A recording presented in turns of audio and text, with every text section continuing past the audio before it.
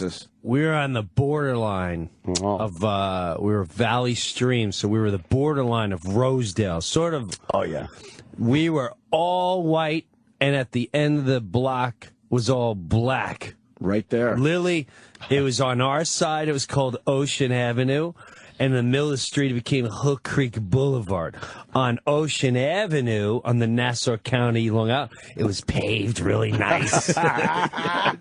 And literally, in the middle of the street was potholes and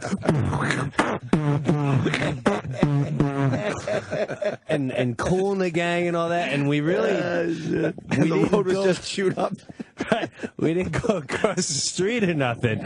And if it was hilarious. You just knew if you weren't on paved road that you were in a bad area. Yeah. Growing up on Long Island, you just knew that. And we had the informant. Jesus. We had the one guy. Yeah. His name is Breuer, and he was the oldest kid on the street. And he was kind of the guy that would teach us all the hate. Okay. He'd come around, he's like, look at these monkeys. They're all over the deck. Don't even let them anywhere. They're going to rape you and steal you. They don't look for jobs, these animals. They belong in jungles.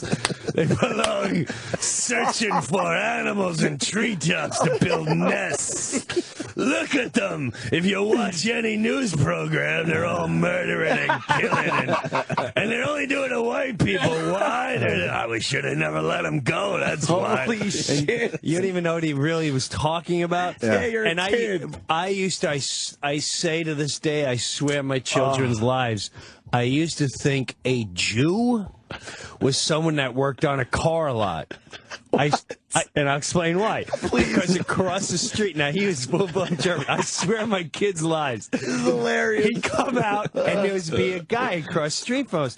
And he was annoying because we'd always play stickball. And he was he was in our way because he's just between second and third base, and you'd always have the hood open and working on the car. And Michael would come out, right? Like, look at the Jew. Look at him. Look at him working on the car. You'd think he would just take the time and be like a normal human and bring it to someone that would fix it, but no, he wants to Jew the car up. He wants to buy his own. He wants to buy his own parts and chew it in there and save himself a Jew penny. Look at him working on a car like a Jew. And it was horrible. We would when his family would come over, he'd come over like there's a whole flock of Jews here today. You can smell them making their Jew food. Oh, we can't even leave the block because up the street are the monkeys. Look at this, monkeys and gorillas and orangutans. Oh, where the hell do we live? Can a white man be happy? Where's my hoodie? And Holy shit, for growing up, I always thought a Jew was some guy that worked on his car all the time because he didn't want to break into his shop. I used to drive around in my dad's in the back of the car, and if it say like Joe's fix 'em up shop, like, oh, they must be Jewish. Boy, did you have it wrong? And Jewish friends are like, no, you got it all wrong. If anything, it's quite the opposite. Holy fuck, man! I totally knew people like that you were just talking about. Yeah. Oh my gosh, he would go down I had the relatives that were like that though too, like old fucking Italian relatives. Oh, they would just talk like that, and no parent would ever bring up that, hey, there's kids around, uncle whatever his name is. No, like they wouldn't care. No, because it was normal. Right. My mom would. There was a normalcy to that one. Yeah, you're right. The parents. When we were growing up. Yeah. Well, the other thing was they didn't know any better. He had the best was when it really riled the neighborhood up because you remember in the 80s the Indians started showing up. Oh, no. And they would knock on your door. And they say, I would buy your house for cash. Oh, right, yeah. Wow. And everyone's like, well, we can really use the cash. Your pension is coming, and we can go to Florida. And, they seem like nice people.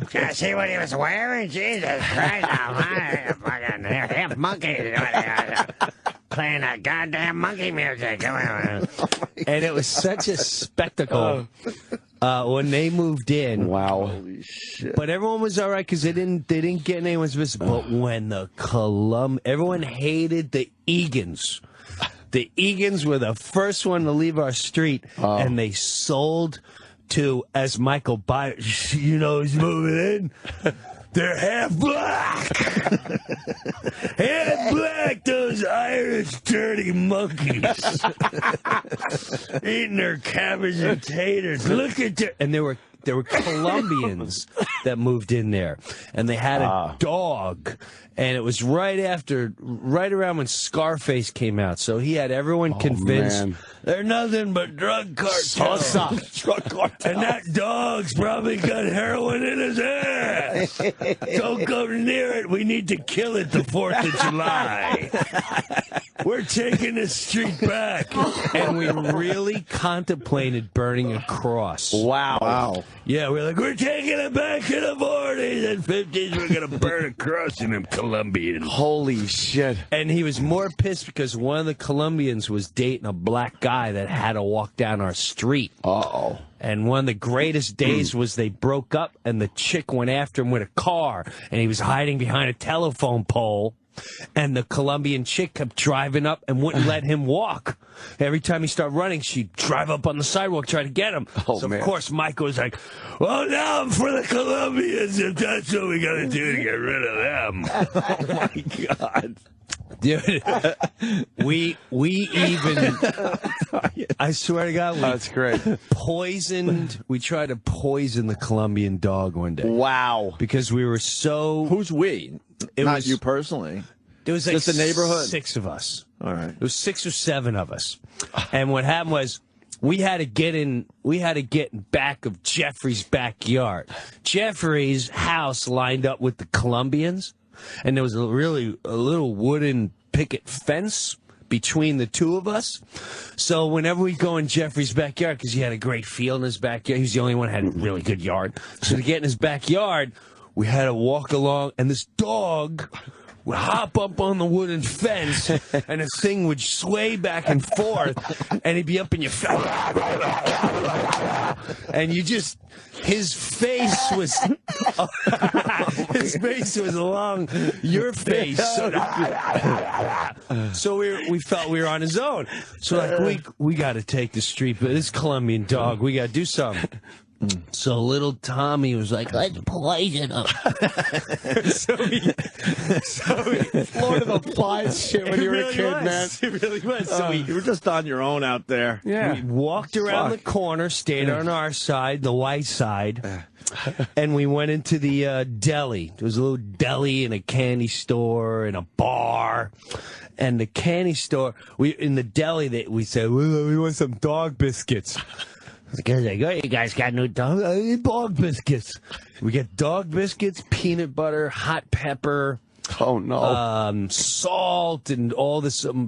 Tommy's father was really Italian, so he grew peppers in his yard. Of course. And one hot pepper. So we spruced it. We're like, all right, here's the game plan. Here's how we're taking this Colombian dog down. And you know what's really funny? I was fat, so whenever I had to go in the yard, I had to put my back against the wall because... Oh, man, you wouldn't Because say I was it? too fat. So I had to... and that dog would be like an inch from my belly. Just screaming. Right, and everyone's like, suck it in. I'm like, I am. I'm sucking it in. So when this one day, and of course you always send the weakest kid, like, Elmo, throw him when he comes, you throw the dog biscuit. The hierarchy. Well, this dog, we throw it in, and the dog went for the bait, started chomping up the things. We head in the backyard, and like, yeah, mission accomplished. But then, first, the dog starts sneezing. Like, you hear him like... The pepper, I guess. Then he started... And then he started shitting all over the place. Holy shit. One by one, they were coming out. That's in a minute. When you're a child and you never even heard another language, and you just hear... You're like, oh my God, the war's gonna break out! We started a war!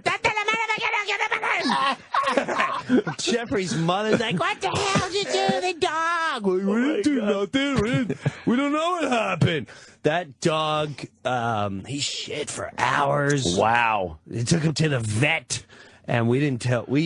Mom was the word. It was just like Goodfellas. Never open Was it good? No Yeah, matter what anyone said, we went. We just went in the yard, and the dog started sneezing and crapping his brains out. And and we also don't know what happened to him on 4th of July. Oh shit! It was a bizarre day. I don't know what happened. Those were good days, man. And then you report to Michael, and you're like, "You guys did good. You did good. That's what I wanted you to do. You're gonna live by the streets of the law." Oh my Thank god! you, Kenny. Thank you. See, there's Dude, your coffee. That's fucking hilarious. crazy, and it's so typical of that shit. Yeah, Like that's so normal. Yeah, that was normal. It was fine. It was normal. Fine. You Yes. would leave your house and just take on the world. I would be Yeah. in prison right now, being 6 years old for like. You would just all just hate crime. you would Yeah. all just try to Crime or figure it whatever. out on your own with no fucking parents. No was guidance, no fucking. The Nothing. only guidance you had was from fucking. That was your guidance. Look at that Jew across the street, chewing up his car. Those guys stood out so much more than anybody that tried to teach you something good and nice. Yes. Like,